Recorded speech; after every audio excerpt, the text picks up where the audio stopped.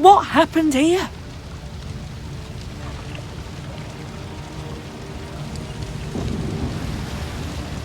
Sadly, it was Rayla who met with surprise. 100-yard gap gaped in the unbreachable walls of Rosberg. The fortress itself was aflame, spewing black smoke into the sky. I don't... How? It can't be! There was no time to consider her question, for Nilfgaardian scouts had spotted Meave's company. The Queen knew battle was inevitable, so she gave the signal to form a defensive line, then drew her blade.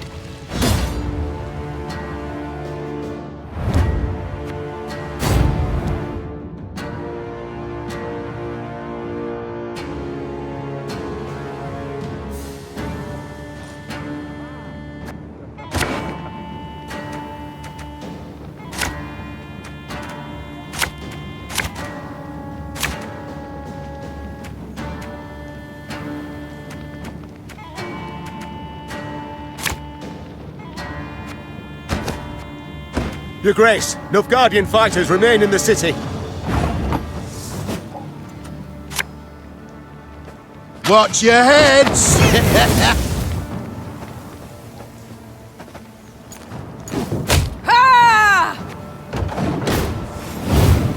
Now, how did that incantation go?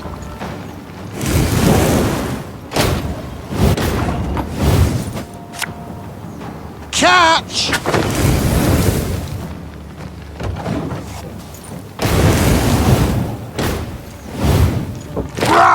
Scheiß! In train! Bloody Horsens. They'll pay for this.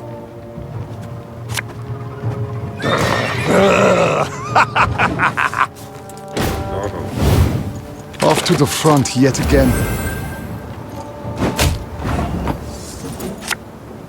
Ja, ja! Quiet! The Kommissar will hear.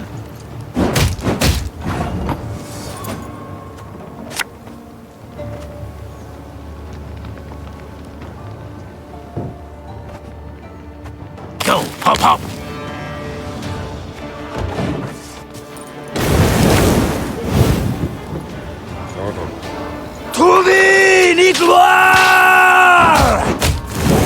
I refuse to believe it. The king could not have died here. Thing about slings, they hide well.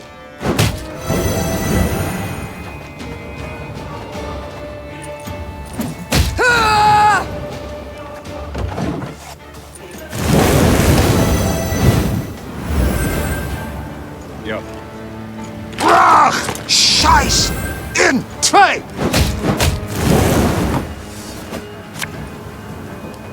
Aye.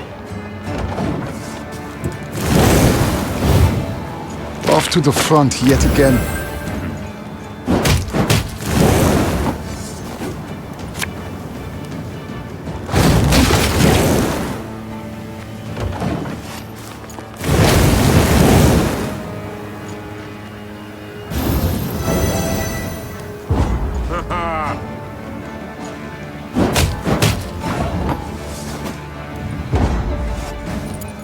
Watch for Demoven's banners!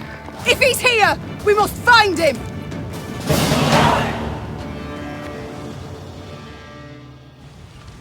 The Lyrians met one note of luck in this song of woe.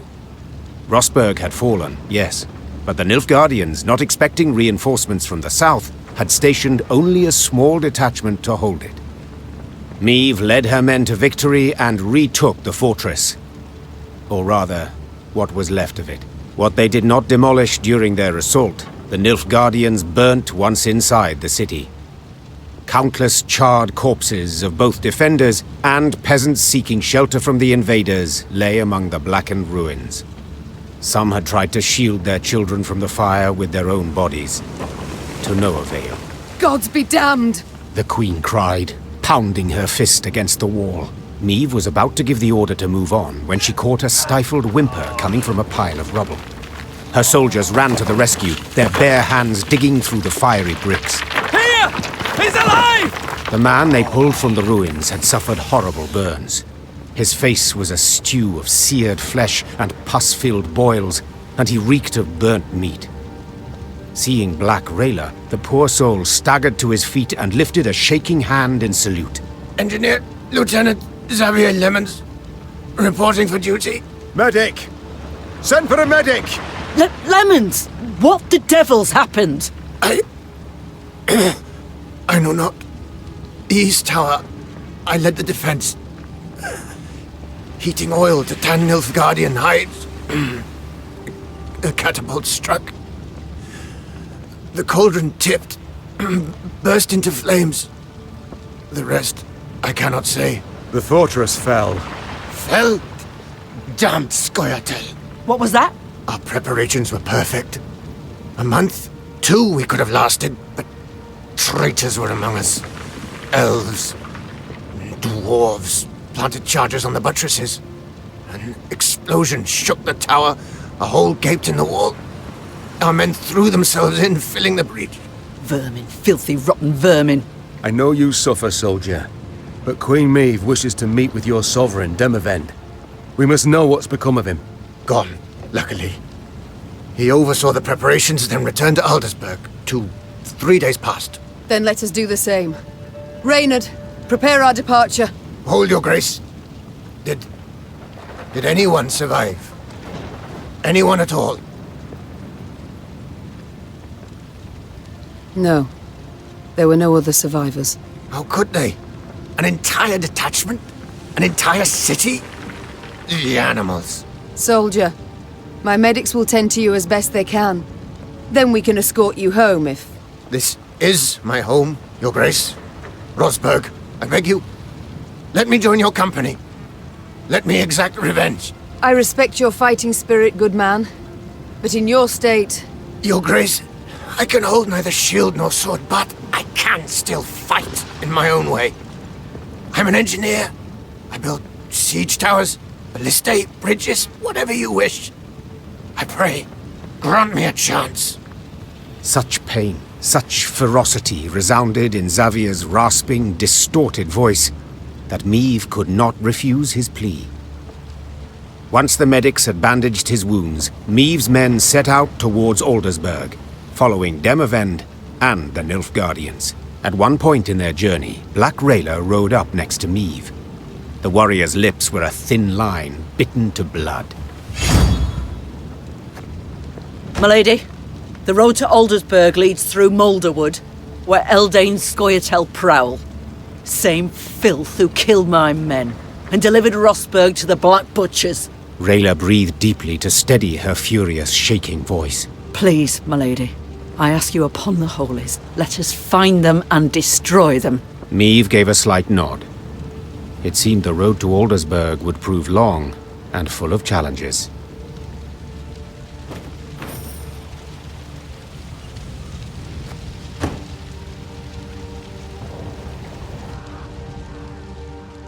Yes, your grace? How has it come to this? I, Queen Maeve of Lyria and Rivia, must prowl about the underbrush like a common bandit. And you, General Reynard Odo, once proud commander of 4 elite regiments of footmen, now lead a gang of deserters, bandits and scythe-wielding peasants. I do so proudly, your grace. You must be joking, Reynard. Your majesty, under your husband I served 10 years, under you another 8. And never in that time did I fight for a more worthy cause. We seek not to grab land, or stifle a peasant revolt. We fight for all the North, for our freedom, that of others, and you alone didn't give up. Didn't even consider bending the knee before Nilfgaard.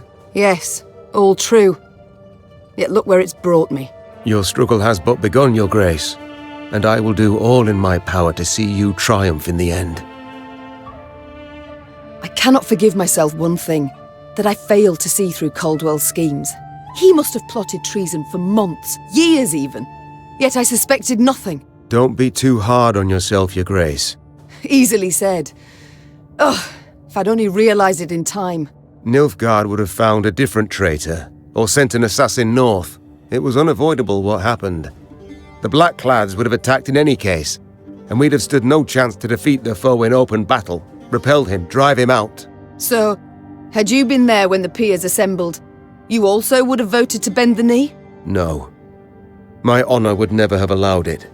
I'd have thrown myself into the fire and probably died a fool for it. As matters stand, I still have a chance to thwart the invader, his intentions. It seems, in a twisted turn of fate, I should be grateful to Caldwell. It's time I attended to other matters. So, Gascon, the soldier's life. Does it suit you? About the same as the bandit's life did. I beg your pardon? The tents are cold, the food's shite. On the plus side, plenty to drink, most days. A skirmish here, a scuffle there, Nilfgaardians one day, elves the next, and whoever we rout, we rob of what they've got. Requisition, you mean? Fully in accordance with the laws of war. Oh, please. Save your excuses for your father confessor. The Duke of Dogs. Whence the name? Not certain I should tell you. It's a personal story, somewhat. I insist. So, thing is, I'm a werewolf of sorts. Did I hear werewolf? Of sorts. You see, when the full moon glows in the night sky, I transform into a creature that's half man, half dachshund, and then all the other hounds of the night hearken to my command. Oh, forget I asked. With pleasure. I can't stop wondering. How did your strays break into the tower in Lyria? They exploited its chief weakness. What weakness is that? I oversaw its construction myself. Walls 5 feet thick, bars and grates of the sturdiest iron. All tremendous, I'm sure. But how much do you pay the guards? What? I don't know. The garrison's commander is in charge of that. Let me tell you then. Not much, Meave. Not much at all. From atop a throne, it's hard to spot the little things. Example, a guard hard up for coin, or one with ambitions. But seeing that's second nature to even the most ordinary bandit. Take any castle door. To open it, to open all, one needs but a pouch of gold. It's time I attended to other matters. Farewell. How fare you, Rayla? The quartermaster, did he assign you a tent? He tried. Oh, and? I refused it. Best to sleep beneath the stars, little chance of a foe catching you off guard. Rain accepted, perhaps? I'm not made of sugar, ma'am. I'm not going to melt. One sees very few women in the ranks, let alone in the special forces. How did you come to join? On merit. Proved I'd be of use. Yes, well, naturally. But how exactly? I was 15 when I went to enlist. But the sergeant in charge of signing folk up told me to scurry on home. So I proposed a wager, arm wrestling. If I won, he'd let me join. If I lost, I'd pay him 100 crowns. And that kind of coin? You had it? No, so I had to win. As we sat down at the table, across from each other, he laughed and rolled up his sleeve. When it was over, all around us were laughing at him. Then I just followed orders. Did so well enough to draw the king's attention. This Eldain. Could you tell me about him? He should hang. I'd hope to hear advice that will be useful to us in battle. First of all, you can't rightly trust the bastard. He doesn't respect our laws, doesn't share our morals. The king once dispatched an envoy to Eldain, despite my advice to the contrary. Found the envoy the next day, eyes gouged out, shaft of his white flag jammed down his throat. So, diplomacy's clearly not the wisest course. But what of battle? What tactics does he employ? Like all elves, he's a worm. Avoids open confrontation, sets ambushes, attacks from the shadows, from midst the trees. It would be best to burn this whole forest to the ground, deprive him and his folk of cover, any place to hide. Sounds rather drastic. Like tossing the babe out with the bath. Believe me, they'd not hesitate to do the same to us. Not for a moment. Rayla, how are you holding up? Not certain I understand what you mean. All Aedirn is aflame. Nilfgaard's banners fly over its cities. Don't tell me you're not troubled. Of course I'm troubled. I stationed at Rosberg for 5 years. Knew all on the crew there by name. But that's war. That's its nature. No sense bemoaning it. I see. Just know if ever you wish to talk. I won't. But I do appreciate your concern, ma'am. I must go. We'll speak later. Your Majesty, I've been meaning to thank you for allowing me to join your ranks. Certainly, Xavier. I welcome all foes of Nilfgaard to march beneath my banner. But what did the field surgeon say? Have you not resumed work too soon? I've strength enough to wield a hammer, though my scars still burn, and fiercely so. My lady, I've seen folk turn and frown at the very sight of me. If my appearance disgusts you, I can... Nonsense. The Nilfgaardians, not you, should be ashamed. You've no reason to hide, no reason to cower. Thank you, my lady. It means a great deal to hear that. You've long served in King Demoven's army, haven't you? Yes, Your Grace. Why enlist at all? What prompted you to do so? The king needed engineers. I answered the call. Not terribly talkative, are you? I can build any bridge, any ballista, but to talk, well, it hurts to talk. I see. Well, do not worry. I prefer deeds to words, in myself and others. Other matters await my attention. We shall speak later. As you wish, my lady.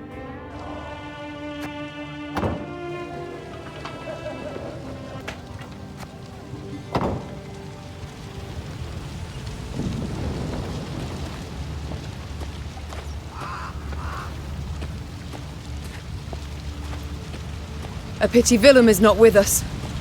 Were he to see what lies before our eyes, caught a whiff of the burnt bodies, perhaps he would see with whom he now consorts, whom he allowed in our home with nary a fight. If it be your majesty's wish, I shall send a rider to the prince with her. I wish nothing of the sort. I will not correspond with the enemy.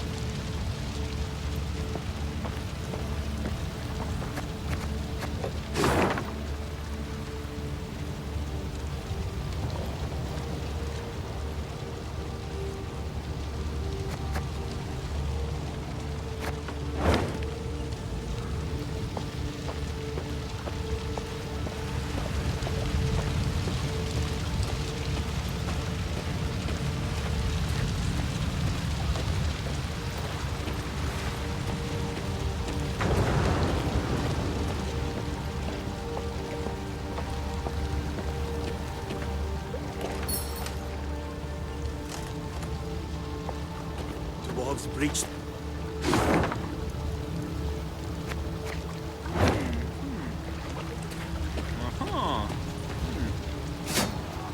Where's the king? Why'd he leave us a black-clad mercy? They took everything. I'd head to the wood, but my fear of the Scoia'tael. Dwarves breached the walls, ploughing traitors. Dwarves breached the walls, ploughing traitors.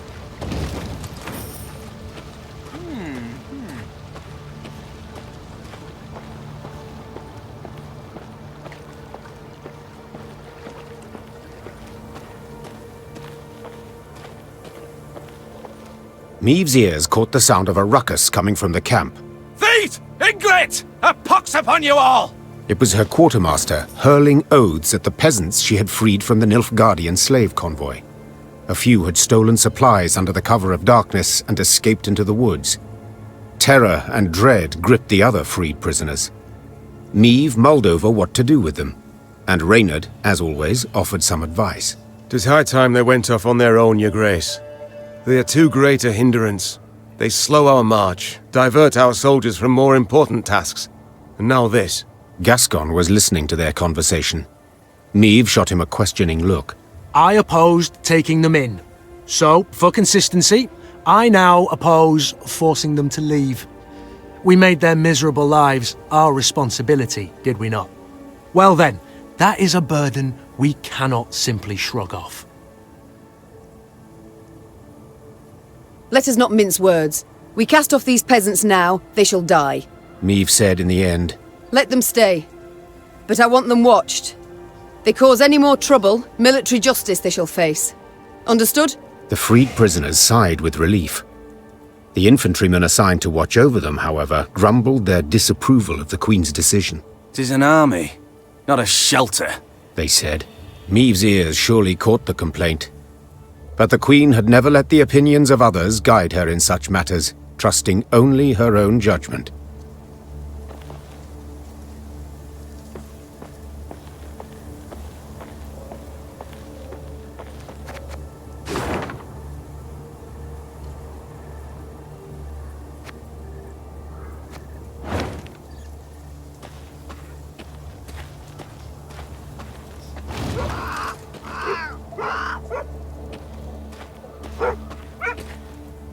Not liking the looks of this. Gascon said, furrowing his brow. Meve followed his gaze. Before them, beside the road, stood a hut with a scorched thatch roof. Why? Hut's abandoned, yet dried fruit and mushrooms hang from the eaves. Famine raging all around and no one's been tempted. I'd send a scout if I were you. The Queen did as Gascon suggested and sent 3 infantrymen to reconnoiter. They entered the hut and found only silence that was soon broken by a blood-curdling growl. The soldiers ran out at full speed, tripping over their own legs. Meve drew her sword, convinced a horde of neckers or ghouls would soon attack. But her fears proved unfounded. Instead of monsters, out of the hut came a shaggy dog, a torn scrap of fabric clutched in its teeth. Milady! One of the soldiers began, his face red with embarrassment and his hands covering a hole in his breeches. Was dark as a well inside, and that hound, it jumped out at us all of a sudden, biting it and snapping. Bad boy, Gascon said with a smile, then pulled a hunk of dried sausage from his bag. Bought by this generous offering, the dog calmed down at once. Further examination showed the dog was the hut's only resident. Like many others in Aedirn, its owners had disappeared without a trace. Their loyal mutt still guarded the premises, waiting for his master's return. Let's take him with us. Gascon said. Otherwise, he'll die here, of his own hunger or someone else's. A watchful sentry like this could prove useful in our camp. Said the Queen. Fine, he can join. But he shall need a name.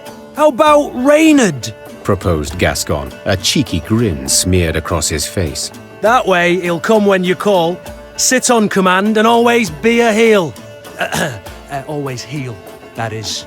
Watch your words, said Reynard, hand tightly gripping the hilt of his sword. or you'll learn I'm not at all as tame as you believe. Enough, both of you. That's an order. As for you... The Queen took a good look at the dog, who still had a scrap of fabric in his teeth. Since it seems you've a taste for the cloth of the nether regions, I dub you... Knickers. Will that do?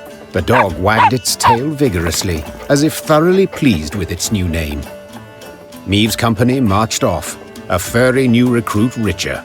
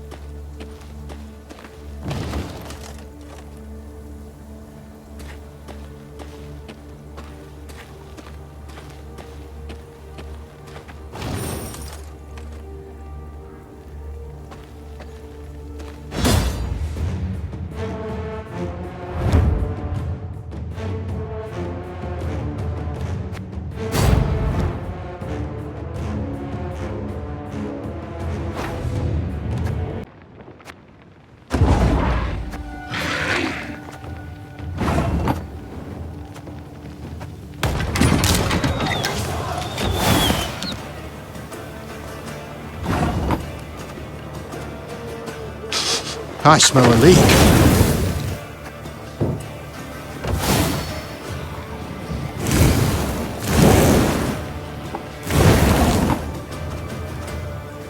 Ever have a stone knock out one of your teeth?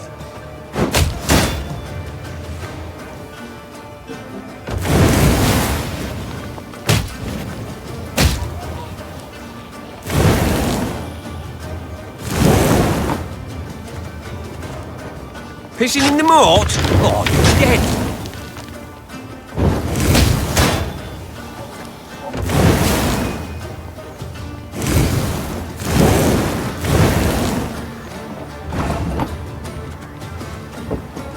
It's gonna be a right good levy, big and beautiful.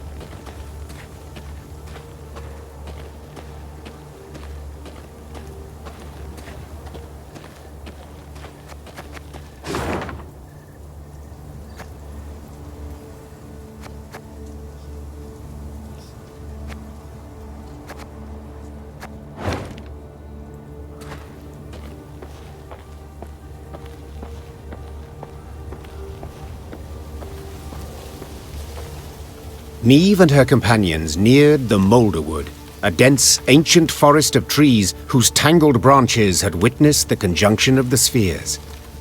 It was not until King Vidamont's day that a road was finally carved through the primeval thicket, significantly shortening the journey from Rosberg to Aldersburg. Even when peace reigns, danger rules this road.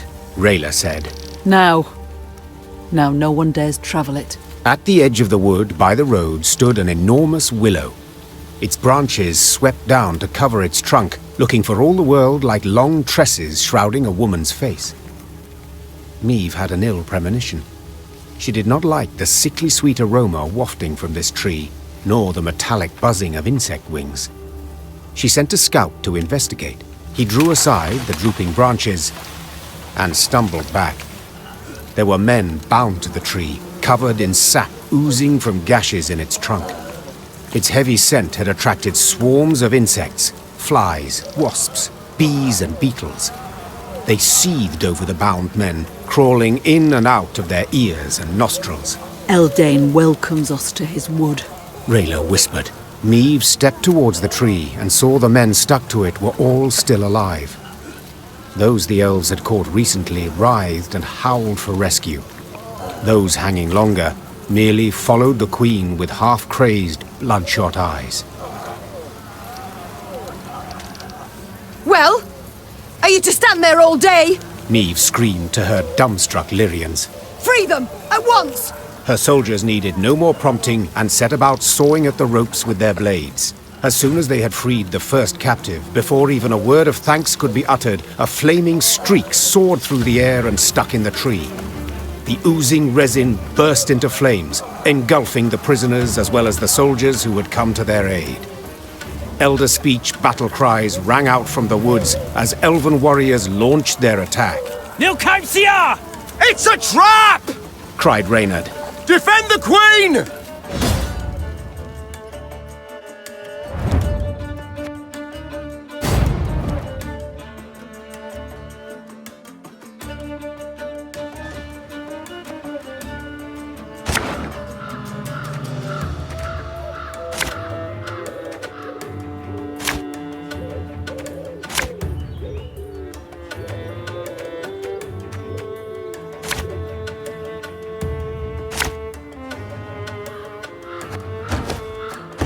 keep your heads in the fight!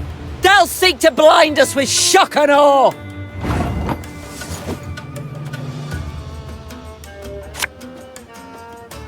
Watch your heads!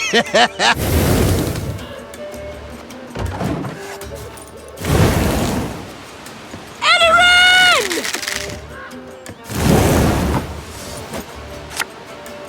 The chase is on! Ha! Nay, Dwan Végigjátszás. Kill them! Kill them all! Ow!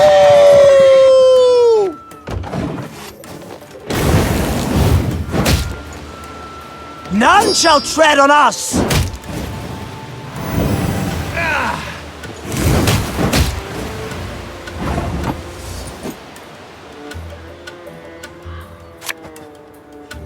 Gotta get our asses moving.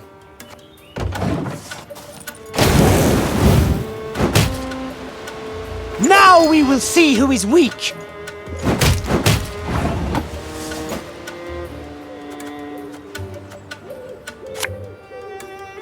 What do you want of me? Catch!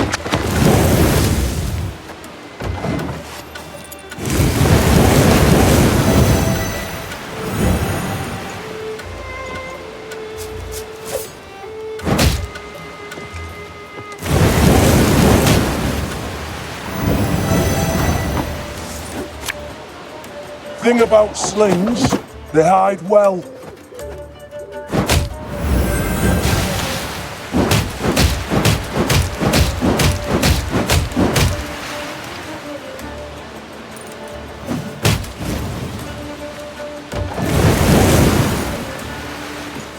Dance of death! Ha! Ha!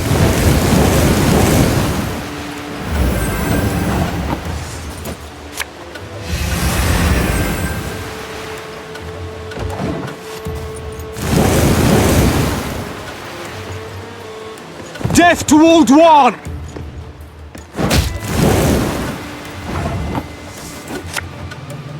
Hey?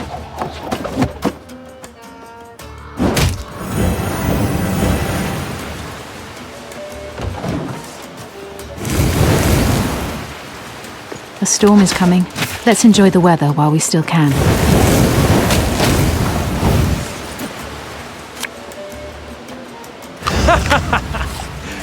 Wait, you're serious?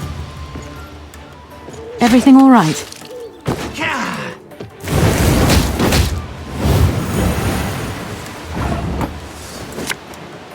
Ever have a storm knock out one of your teeth?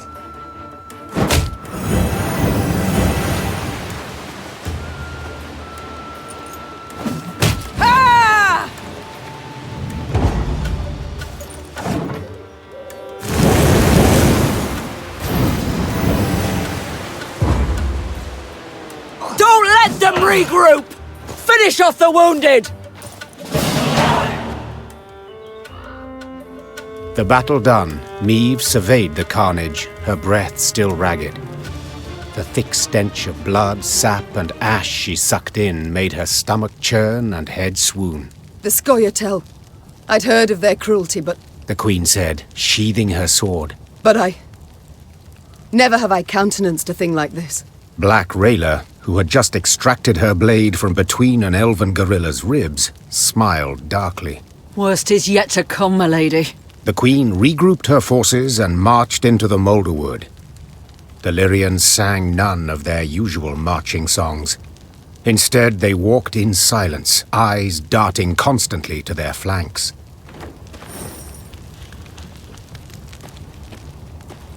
Hear that? Nightingales. Unmindful of war, they sing on. Those are no birds, my lady. Just Scoia'tael scouts use animal cries to communicate. Tell the men to hold to the road, my lady. Anyone wanders in the trees, they don't come out.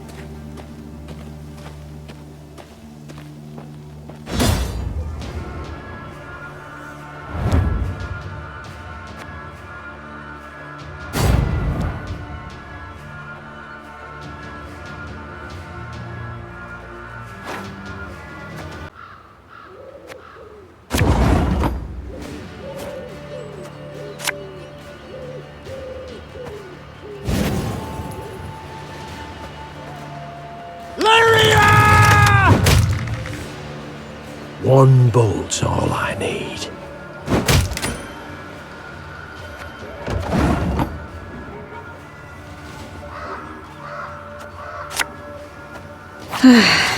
Doubt I'll ever pay off these school loans.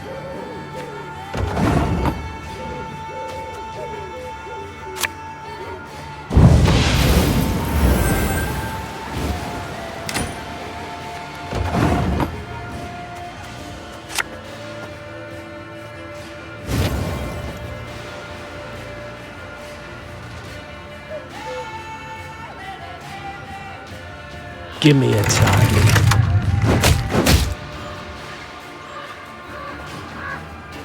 Arbalist at your command. Armor won't save.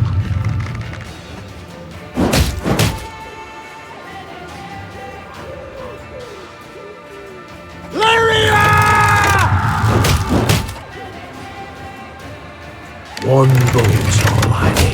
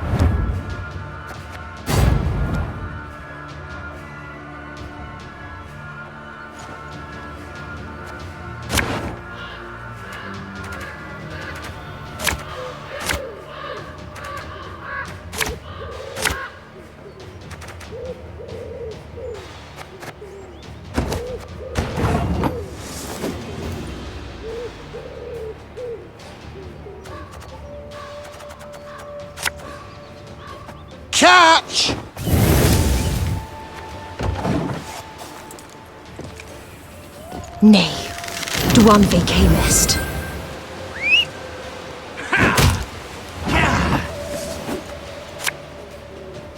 No time for that!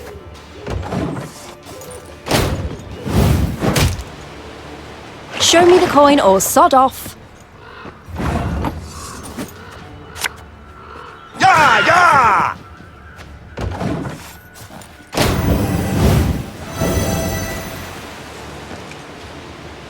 May your sword and arm be one.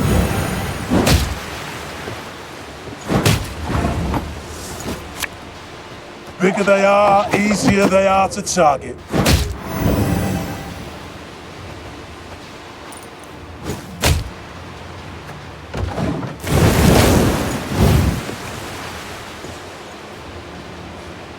Now we will see who is weak!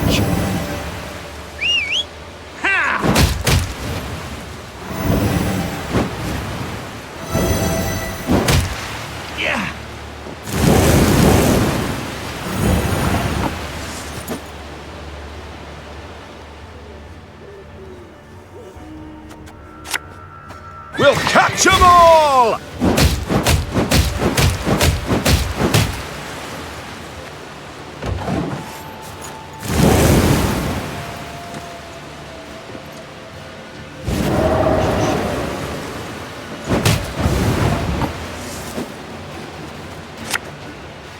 The chase is on!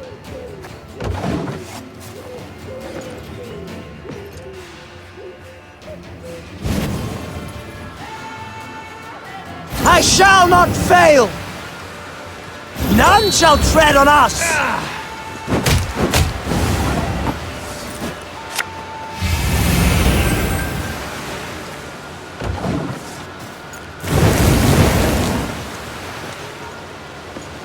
Try it!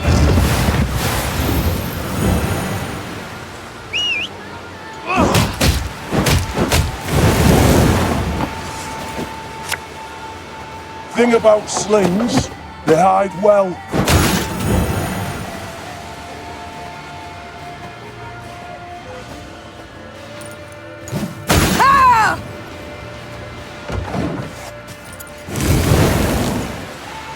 You're there!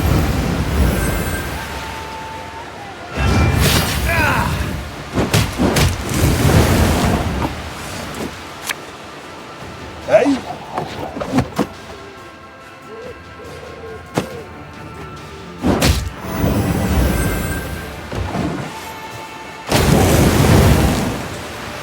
Have strength, my love.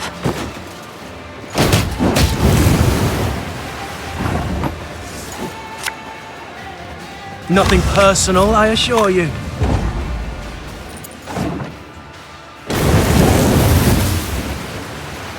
The storm is coming. Let's enjoy the weather while we still can.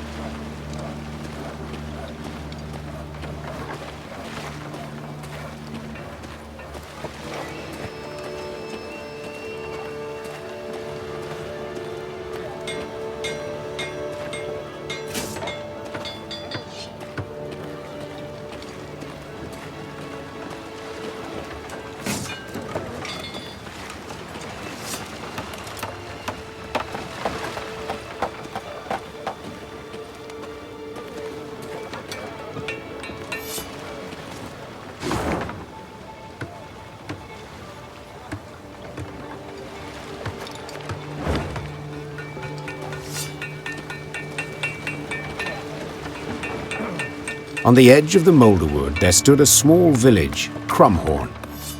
The hamlet was surrounded by a high palisade, while the villagers carried makeshift weapons, flails, axes, and nail-studded planks. Life as the Scoia'tael's neighbors was clearly not easy. While her men rested, Meve approached two of the villagers. They lowered their heads in respect and fidgeted nervously with their shirt hems. My lady, reckon you ought to know. Elves meeting traders in the woods at night. Buy swords, herbs. Rayla, who had overheard the conversation, twisted her mouth in a hateful scowl. Hawkers stink worse than vermin. Willing to help murderers for coin. Please, milady, we must find them and punish them. You, talk. Where do these meetings take place?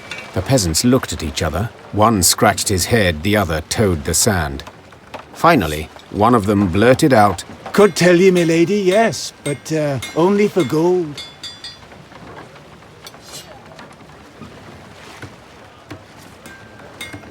I do not look kindly on extortion. Meve replied, drawing her sword. The blade glistened in the sun, casting a bright light on the peasants' terrified faces. I'm willing to forget this offence. If you tell me all you know, now.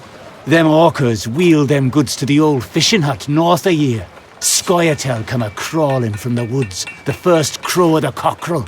The queen told her men to prepare to fight the Scoia'tael and their abettors. Black Rayla sat on a fallen trunk and sharpened her sword. The grinding of stone on blade sounded a grim promise.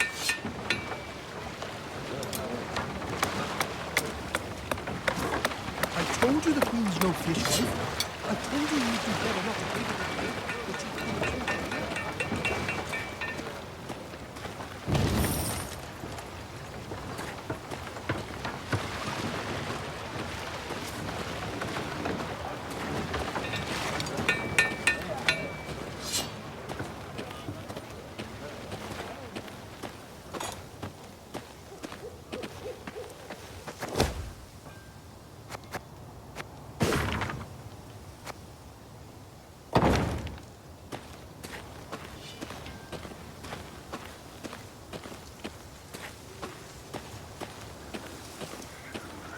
Meve arrived at the hut the villagers claimed to be the meeting point for the Scoia'tael and the Hawkers.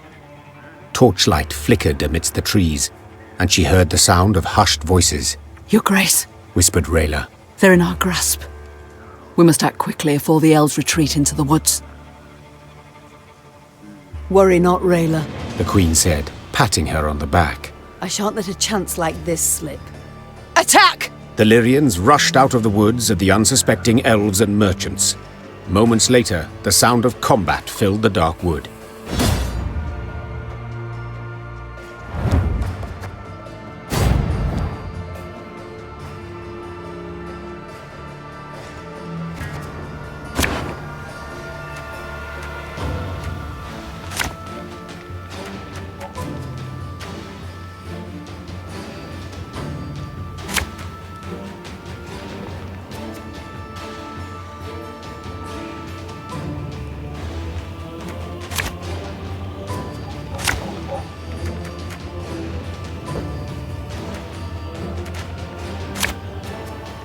Hawker scum! Got business for me?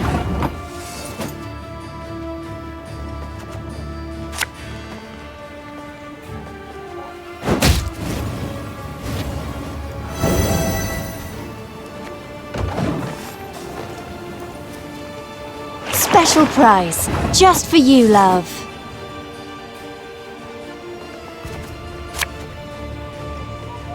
Yeah, yeah!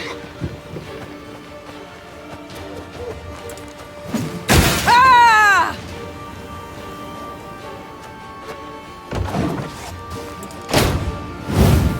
Nay, one thing camest.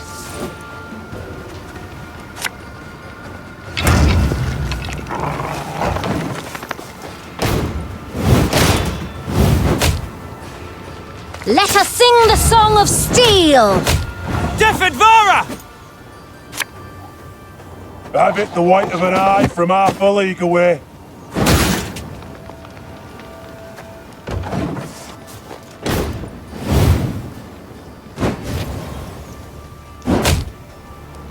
I shall not fail!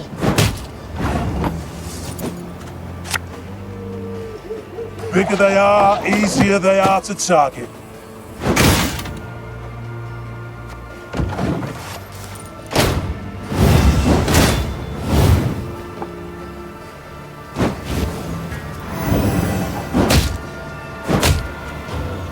We ought to help one or the other. You'll never take me alive! Ha!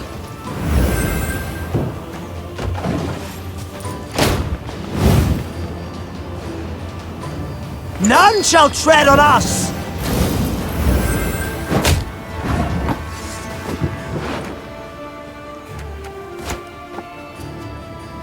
You mad? Don't shake that! We'll catch 'em all!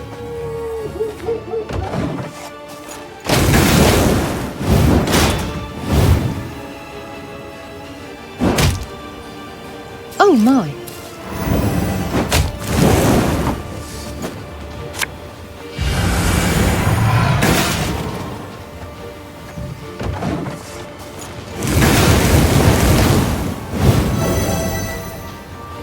The storm is coming. Let's enjoy the weather while we still can.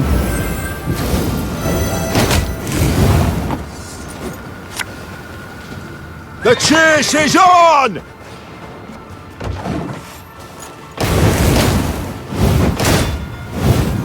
Dwarf!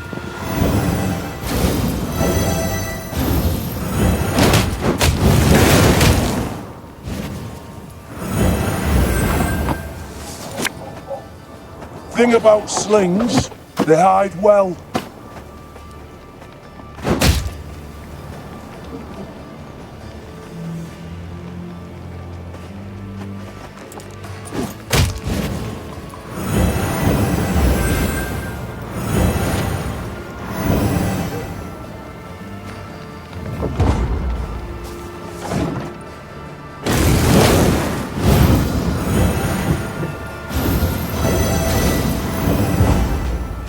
There's but one penalty for trading with elves.